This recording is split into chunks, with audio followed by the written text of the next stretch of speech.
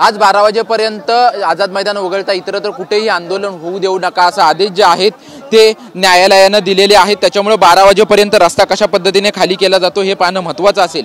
तर आपण दुसरीकडे पाहतोय की छत्रपती शिवाजी महाराज टर्मिनलच्या परिसरामध्ये अजून देखील मोठ्या प्रमाणात गर्दी आहे आणि या गर्दीतलाच एक तरुण जो आहे तो तरुण खांबावरती चढल्याचं आपल्याला पाहायला मिळतंय आणि तरुण त्या ठिकाणी छत्रपती शिवाजी महाराजांचा भगवा झेंडा जो आहे तो झेंडा फडकवताना आपल्याला पाहायला मिळतोय।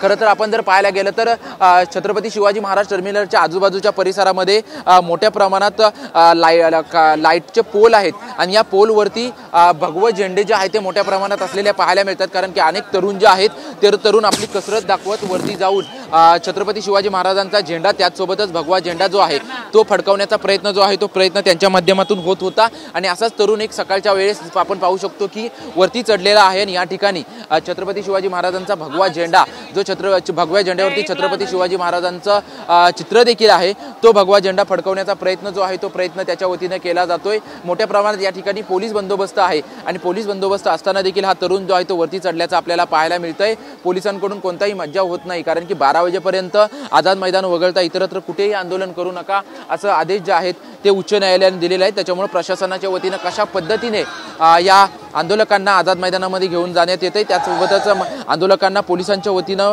किंवा प्रशासनाच्या वतीनं काय नक्की आव्हान केलं जातंय हे पाहणं महत्त्वाचं असेल। तर आपण पाहू शकतो जो तरुण चढला होता त्या तरुणाच्या वतीनं वरती भगवा झेंडा जो आहे तो झेंडा बांधण्यात आलेला आहे। तो तरुण आता खाली उतरताना आपल्याला पाहायला मिळतोय आणि संपूर्ण आजूबाजूच्या परिसरामध्ये एक मराठा लाख मराठाच्या घोषणा ज्या आहेत त्या घोषणा मराठा बांधव देताना आपल्याला पाहायला मिळत आहेत। परंतु 12 वाजेपर्यंत कशा पद्धतीने हा परिसर जो आहे तो परिसर कशा पद्धतीने खाली केला जातो हे पाहणं महत्त्वाचं असेल। आझाद मैदान वगळता इतरत्र कुठेही आंदोलन करू नका असा आदेश जे आहेत ते न्यायालयाने दिले, त्याच्यामुळे प्रशासनाच्या वतीने कशा पद्धतीने कारवाई केली जाते हे पाहणं महत्त्वाचं असेल। कॅमेरामन कमलेश डोंगरेसह निवृत्ती बाबर, TV9 मराठी, मुंबई।